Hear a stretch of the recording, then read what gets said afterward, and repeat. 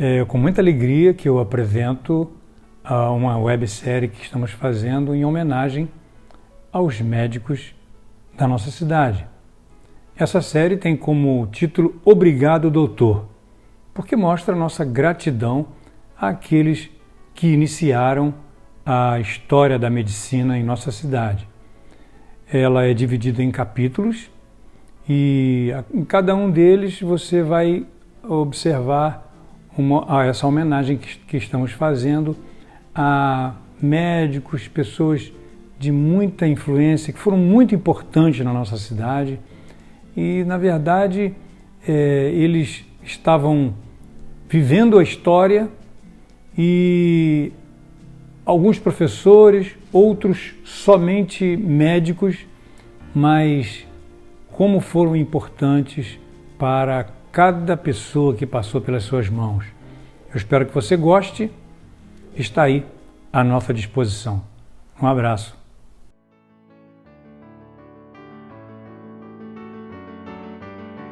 Obrigado, doutor, é o título que a gente escolheu. E é a gratidão mesmo, porque é interessante, né? Porque nós estamos vendo a história agora, mas eles viveram a história. Eles fizeram a história e fizeram o bem que fizeram sem perceber que estavam fazendo uma história bonita da medicina na nossa cidade. Volta Redonda não teria os médicos que tem hoje, a tecnologia e o avanço e os profissionais habilidosos que tem hoje, se não fosse esse pessoal pioneiro que chegou aqui ainda quando a coisa era só barro e poeira.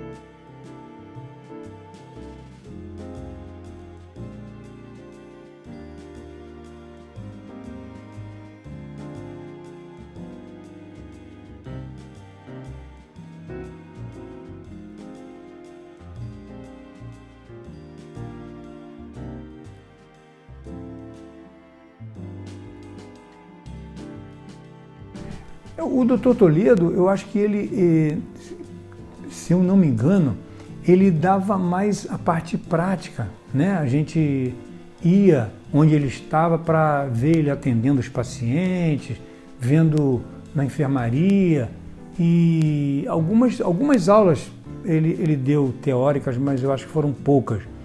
Mas, olha, é uma figura, né? E o Dr. Toledo está vivo até hoje.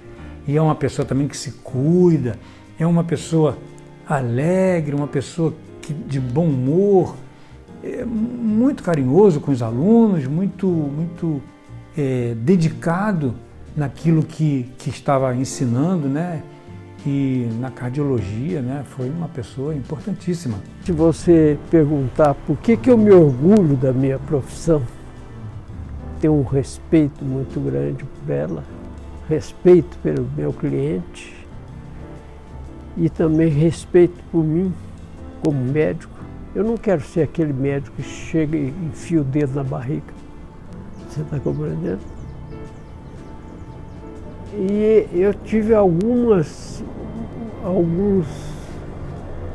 razões para me orgulhar de ser médico e sempre procurar estar a par da evolução, porque o mundo muda. As pessoas mudam, as técnicas modernas e tudo, né?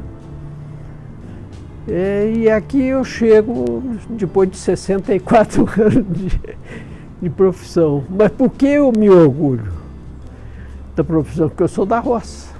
Eu nasci em São José do Congonhal, distrito de Pouso Alegre, tinha meia dúzia de rua. E a minha mãe era professora e o pai uma pessoa, era puro amor. O telefone aqui era mudo, né? Você tinha que recorrer à Barra Mansa. Então não tinha. Ele passou um telefone. Venha que a sua mãe não está bem. Eu tinha um fusquinha, pulei dentro dele e me mandei. Passei um medo danado da serra lá de Piquete, que é sul de Minas, né? Lá em Congonhal. Então eu tinha que ir a cruzeiro, subi a Serra de Piquete e depois me dirigi para lá. E a Serra de Piquete eu tive que passar a noite. Então parecia que tinha uns morcegos de 50 centímetros de tamanho, que vinha assim passar. Eu falei, nossa senhora, estou na terra de encantado, né? De perigo. Mas cheguei lá. Cheguei mais ou menos 11 horas da noite. Bati na porta. Quem é que atende? Minha mãe. Abriu e virou e gritou, Gerson, nossa Gerson, nosso filho médico. Não falou Ferdinando, não. Eu, quando retornei, eu falei, puxa vida, tenho que ser médico. Se você abraça o paciente, acolhe o paciente, apoia ele, olha, muito mais, em algumas situações a gente não vai curar o paciente, mas se o paciente souber que ele tem um médico ao seu lado, mesmo nas horas difíceis, faz toda a diferença. Você tem que deixar o cliente falar para ele, em estado de ansiedade manifesta, ele jogar aquilo para fora. É como se ele pousasse, abrisse a via de comunicação e você poder falar com ele. E às vezes você tem que falar na linguagem dele. O exame clínico, né, que você faz no cliente, a primeira coisa é a entrevista. Tem cliente que às vezes eu abro a porta, ele fala, sou José Fernando, ele já levanta lá e fala, ô doutor! E tem um que chuta a porta. Teve um que chutou a porta. Veio de Piraí, todo inchado, encharcado, insuficiência cardíaca, uma falta de ar danada. Para subir a escada foi uma dificuldade. E ele tinha razão para chutar a porta. Ele abriu a porta e falou, afinal, você vai me atender ou não? Eu falei, vou te atender, sim. Estava uma cliente já preparada. Senta aqui, Zé. Eu estava com a ficha dele, o nome. Peguei o nome da esposa, porque eu sempre falo, ó, dedo Zé. Ele vai querer esconder as coisas, só sempre assim. Mas ali estava naquela situação e eu vi que ele estava com muita falta de ar, né? Eu tinha que ir o mais depressa possível, né? Senta aí, Zé. Ele falou, eu estou aqui, eu paguei, aquele negócio, ele estava inconformado, né? Falou assim, quando ele terminou, falou, você tem mais alguma coisa a dizer, Zé? Ele já avançou, pelo jeito de eu falar com ele. Falei, você veio aqui para consultar ou para brigar comigo? Porque se você veio para brigar, nós vamos brigar. Eu já briguei 18 vezes dentro dessa sala, para 17, a última eu empatei. Briguei 18 vezes, 17 eu apanhei e a última eu empatei, quem sabe eu dou a virar.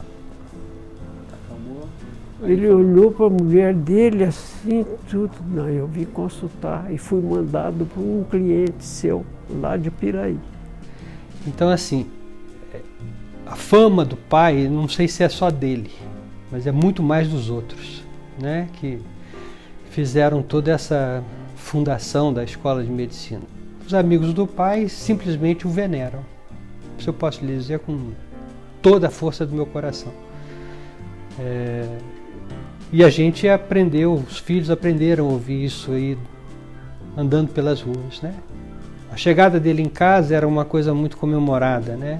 Então eu já acho que entendi muito cedo o que significava ser médico lá naquela altura. Na juventude eu já estava envenenado com a medicina e aí eu já sabia mais ou menos o que eu ia enfrentar. Paulo, eu queria te mandar um abraço, viu? Não nos conhecemos pessoalmente, não tive esse prazer, mas ouço muito bem falar de você. Ser anestesista não é fácil, não é fácil. A responsabilidade é enorme. Hoje, aos 56 anos de idade, eu sinto demais o peso da especialidade, em termos de responsabilidade. Mas foi uma escolha minha, feita ainda no último ano de medicina, no colégio, na faculdade, em que eu sabia que eu gostaria de trabalhar em equipe. Depois que eu terminei a faculdade, passei quase 40 anos fazendo só anestesia, né? Mas depois foi me despertando um interesse assim, mais pela medicina natural e pela medicina preventiva.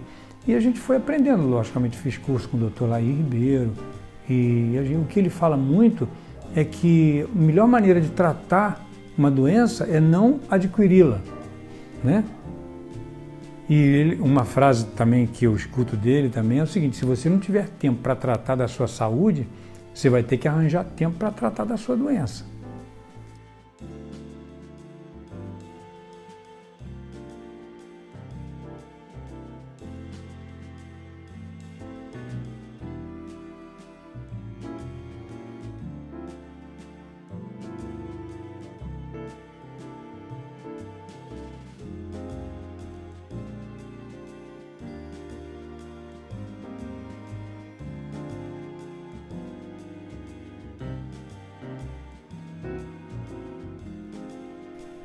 Dr. Tarcísio, eu trabalhei com ele, fui anestesista dele durante algum tempo, ali no São Camilo. Dr. Tarcísio era aquele amigo, tinha sempre uma história para contar no meio da cirurgia, né? Ele era um cara bonachão, entendeu? Mais lento, né? E contador de história. Falar do Dr. Tarcísio é fácil, né? Porque o Tarcísio foi um pioneiro na área da cirurgia geral aqui na cidade, né? Ele veio para cá muito cedo, né? Foi um dos primeiros cirurgiões, né, a trabalhar na cidade. E em relação a gente, nós tivemos uma relação muito forte, porque ele foi meu professor na faculdade, depois eu fiz residência médica no Hospital da Siderúrgica Nacional, ele era o chefe do serviço, então ele foi meu chefe também, e ele foi meu padrinho de casamento, né? Então, e logo depois que eu entrei na residência, quando acabei a residência, ele me convidou para trabalhar também na clínica particular dele. Nós trabalhamos por cerca de 10, 11 anos, né? Então eu tive um convívio muito grande com ele, né? Virou um grande amigo, né? E uma pessoa realmente foi espetacular. Eu nunca vi o Tarcísio ficar nervoso, perder assim, o controle da situação. Uma pessoa muito calma, né? Ele passou bastante ensinamento pra gente, né? Falar do papai, ao mesmo tempo que é fácil, é muito difícil. Porque qualquer coisa que eu fale aqui, eu vou ficar no sentido que eu falei pouco dele. Como profissional, eu acho que ele foi um exemplo para Volta Redonda, tanto que tem um monte de médicos aí que foram discípulos dele, residentes dele. Eu só tenho a me orgulhar. Eu quando eu estava no colégio mais cedo, lembro do professor Carneiro, que é médico, falou que o único médico que operava tireoide na época aqui em Volta Redonda e na região era ele. Então, tipo assim, como cirurgião também, como obstetra, já vi vários médicos pedindo ajuda para ele. Então, como profissional, olha, ele só deixou exemplo para a gente. Foi diretor do antigo hospital da CSN, foi coordenador do curso de medicina do Unifoa, foi chamado para ser secretário de saúde. Então, como profissional, para mim, um exemplo de vida a ser seguido. Dr. Tarcísio, você vai encontrar quase que uma unanimidade entre os médicos em relação à figura dele como um amigo, né? Quando ele morreu, foi para mim uma tristeza muito grande, porque ele sofreu uma queda, bateu com a cabeça, e quem o atendeu lá no hospital da Unimed, sabiamente o colocou no CTI como uma observação, mas ele estava lúcido, consciente, mas parece que tinha um hematoma cerebral. Eu conversei com ele, fui lá visitá-lo, conversei com ele, aquele sorriso, me atendeu muito bem e tudo, e eu saí dali, fui, mais tarde recebi uma notícia de que ele estava muito grave. Eu falei, mas não pode, eu conversei com ele ainda agora há pouco. Pois é. afundou, teve um afundamento, né, no seu processo de adoecimento e faleceu. Foi uma tristeza, muitos colegas tiveram esse baque, né, porque era uma pessoa inesquecível, o Dr. Tarcísio. O papai, apesar de ser cirurgião, médico, muito conceituado em Volta Redonda, ele era uma pessoa simples demais da conta, entendeu? Ele gostava de pescar, acampar, caçar, fez muitos amigos com isso. Meus amigos se tornaram amigos deles. Fazendas, se você colocar um arroz com feijão ataió, bangu, ele estava satisfeito, nunca foi exigente para nada, muito simplório, adorava o campo, entendeu? Então a minha relação com ele vem até disso, muito. Esse meu apego muito a ele, essa saudade que é enorme, vem exatamente por causa disso, porque ele era meu companheiro de pesca, tá? Pescava no barco junto comigo, isso foi muitos anos. A gente gostava de fazenda, ia junto para a fazenda todo fim de semana, ele me ensinou a gostar de fazenda também, daí até que eu fiz veterinário por causa disso, e não fiz medicina igualzinho ele, né? E ele falava, pô, você tinha que ter sido cirurgião, que você opera bem e tal. Eu falei, pai, o senhor me ensinou a gostar de bicho, eu vim fazer veterinária. Mas era meu amigo, era meu conselheiro, meu guru, o que você imaginar assim é uma coisa que não tem muito como dimensionar, entendeu? Eu sinto uma saudade dele muito grande e ao mesmo tempo também um orgulho enorme, porque só chega até mim elogios, pessoas falando o que ele era, e dando ele como exemplo, entendeu? Além de um contador de história que, pelo amor de Deus, ele tem vários causos dele, entendeu? Que são motivos para a gente ser relembrados o tempo todo, isso não só por mim, pelos meus amigos, que são mais novos, têm a minha idade, lembram de casos que o papai contava na pescaria ou na fazenda, até hoje, como várias pessoas também lembram dele por causa desses casos dele aí que ele gostava. Um desses casos assim que você se lembra, que talvez tenha marcado a sua infância, sua adolescência? Rapaz, tem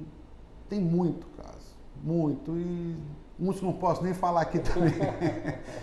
Mas eu vou falar com um bobinho aqui, que ele ficava com medo, um dia ele comentou comigo, falou que uma pessoa morreu lá em Ubá, mas a pessoa era ruim, ele não tinha nada para se falar bem daquela pessoa, que chegou uma senhorinha perto do túmulo e falou perto do caixão, olhou para ele, olhou para a pessoa que estava lá e falou, nossa senhora, fulano de tal assoviava tão bem. Ele falou, pelo amor de Deus, será que o pessoal vai falar bem de mim quando eu morrer? Eu falei, pai, o senhor pode ficar tranquilo que a gente não vai falar que o senhor assoviava bem só não, tem muita coisa para elogiar do senhor, mas isso é uma coisa que quando você não tem nada para falar da pessoa, às vezes a gente brinca, fulano de tal assoviava tão bem, né? Porque você não tem mais nada para falar bem dele.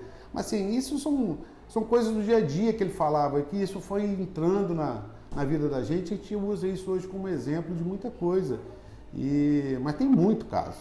Ficar aqui, nós vamos ficar aqui falando de caso dele. A prova disso é o livro que ele escreveu, o Camisão, que aquilo dali é uma parte da vida dele realmente, mas tem muitos casos também que ele foi colocando ali com a vida dele lá em Ubá, com a vida dele aqui em Volta Redonda, que ele foi, né, dando aquela floreada ali, e aí ficou aquele livro bom de se ler e agradável.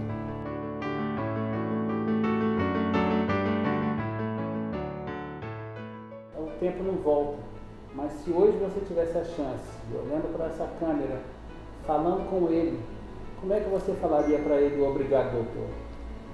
Rapaz, aí você mistura sentimento demais da conta. E eu acho que uma coisa que eu poderia falar para ele seria assim, pai, te amo, só isso. Não consigo falar outra coisa. E sinto uma saudade dele absurda, todo santo dia. Entendeu? Como médico, como pai, como amigo, como companheiro de pesca, como tudo. Te amo, é o que eu poderia falar para ele. E falei pouco. E então, você está gostando? Ou você, ou algum parente seu, ou alguém que você conhece já teve algum contato com um desses personagens. Semanalmente nós vamos ter outros episódios com outras pessoas, outros profissionais que marcaram a nossa cidade.